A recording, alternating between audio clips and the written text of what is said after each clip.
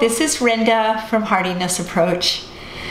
So most of the time I'm wearing flannel, and I got this new blouse months ago.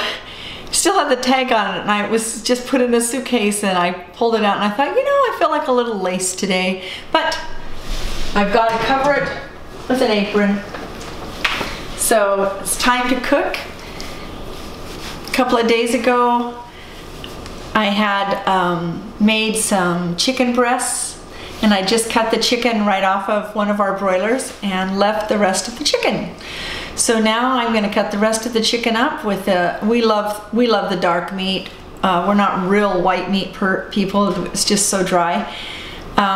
So when we do cook it, I cook it like I did the other day, where I cut it up and saute it with all kinds of good flavors. Today I'm just going to make some old-fashioned fried chicken with my drumsticks and my thighs, and cook it in some coconut oil. So here goes.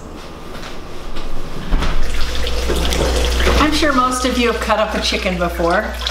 So I've just got this whole chicken. And if you need to know how to do it, let me know, and I'll take you through it on the next one that I do. But I'm just cutting right along the joint, staying out of the bones, and it comes right off. So that is my drumsticks, my thighs, and I think I'll put some wings in with it.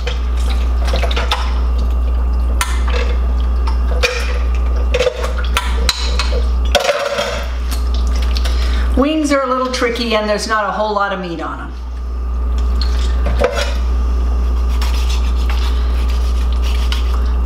People must find enough meat because they sell spicy wings all the time. There's one, and of course my bird came with 2 wings. Imagine that. And there's 2. Now this last part is my carcass, and it's got my back on it and a little bit of the breast of the meat, and this of course will get cooked in a little pan with making some chicken soup. I'll just add vegetables, probably some quinoa to it. And that will mean that my broiler will have given us 3 different meals. One with the stir fry that we had yesterday, or the pasta, and this one, which is my fried chicken. And I am not terrific at this. Sometimes it just breaks really easy, and you're like, oh, boom, no joint, you didn't ruin my knife. And then sometimes I'm not letting you see what I'm doing. Do you understand that? Wow.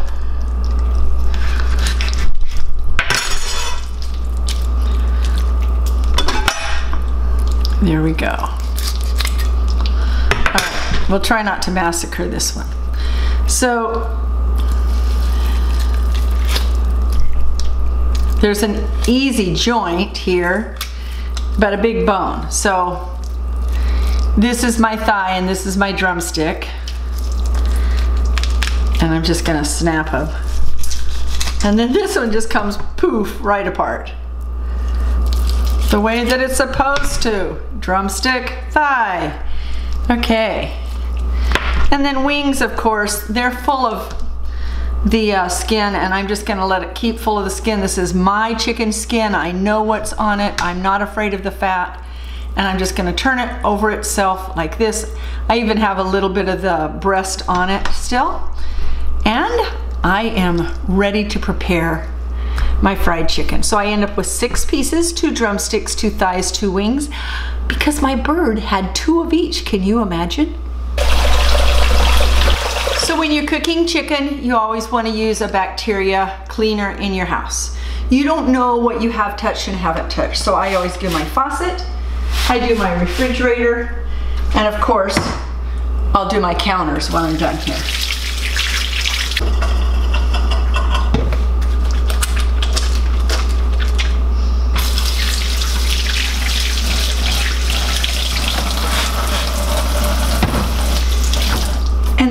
always have a raw meat cutting board so that it's labeled raw meat, or I went into one house that we were staying with in the last 3 months, cannot remember which one, and on one of them was written no raw meat.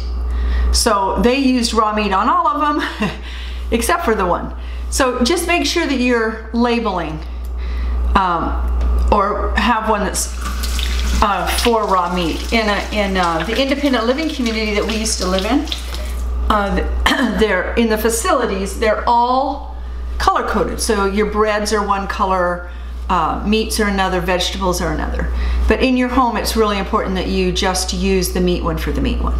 So however system you want to do, so that you know that that's the only one you're using. All right. So I'm using a cast iron skillet. It has been a real dilemma with me figuring out which kind of pans to use, because lately I've been doing a lot of research on my pans and even found out that stainless steel, when it gets gouged, and you won't see the gouge, with just stirring it with metal and stuff, can still transmit E. coli 40 days later, whereas some of the others don't. And so I was like, oh my goodness, even the stainless steel. So I did some research on clay pots and stone pots, and those are some of the very best. Unfortunately, they don't make huge stoneware stock pots. But I did find some other ones that I'm looking at, and I will do a blog about that tomorrow. I'll do that, and that way we can kind of do some research on pans and understand. I did order the cast iron covered with enamel Dutch oven that will be here on Wednesday. Yay! Okay, but for today I am using my cast iron. So I always keep it covered after I've seasoned it. My hands are completely clean from my chicken. And I'm going to add coconut oil to my pan.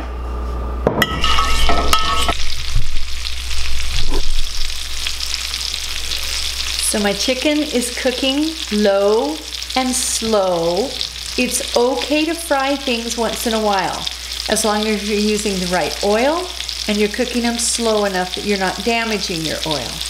I've seasoned this with herbs and salt and pepper and letting it cook slowly. I'm waiting to cook something wonderful until my oven is fixed, which should be fixed later this week. But this little beauty, you might remember that from one of our vlogs. And I have been waiting to cook it. We brought it across the country, and I can't wait. It's not a pumpkin. Watch this. No, wait a minute. I thought we were going to do squash first. This is a squash. Oh, I thought it was a pumpkin. It does look like a pumpkin, doesn't it?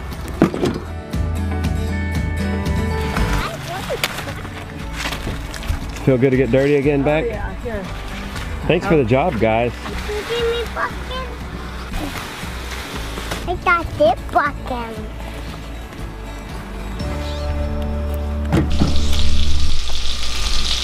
So now I need to decide what I'm going to prepare to go with my fried chicken. So I'm going to look in my refrigerator and see what real food I have. I know that I want to do some quinoa, so I'm going to pull out my quinoa and cook it first because it takes the longest. And then I know that I have some cabbage in here that needs to come out and be eaten.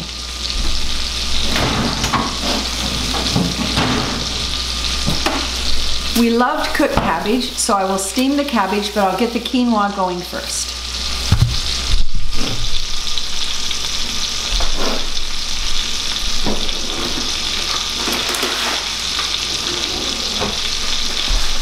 The majority of the time when you're making quinoa, you're going to need to rinse it off because it has a bitter taste if you don't.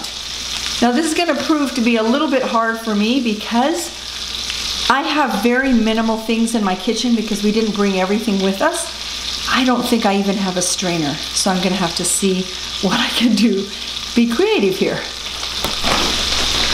Oh, we're in luck.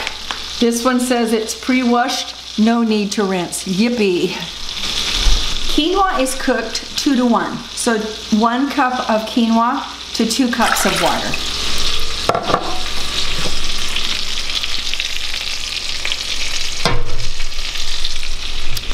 I often like to use chicken broth instead of water. They don't have any thawed right now for my freezer, and so I'm not going to go buy some. Just going to use what I've got. Trying to live frugal here. I'm going to put some pink Himalayan salt in there. And put my fire going.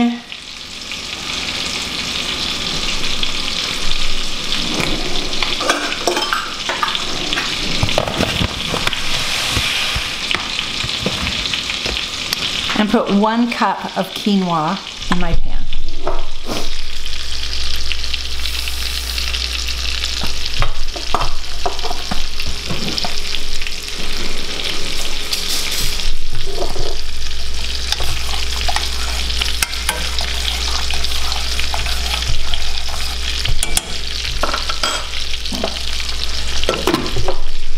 Bring that to a boil and cook it for about 15 minutes. Simmer with the lid on. And while that's cooking, almost everything else will get done. So I'm going to turn over my chicken now.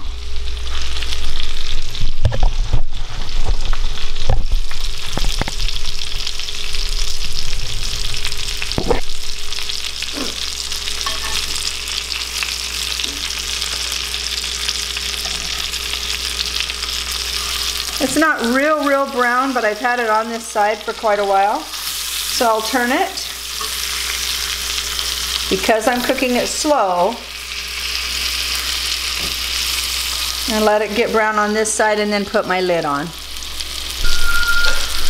Well, the meal is all ready. I had to wait for Jim for a little while to finish, and I will just show you this beautiful plate.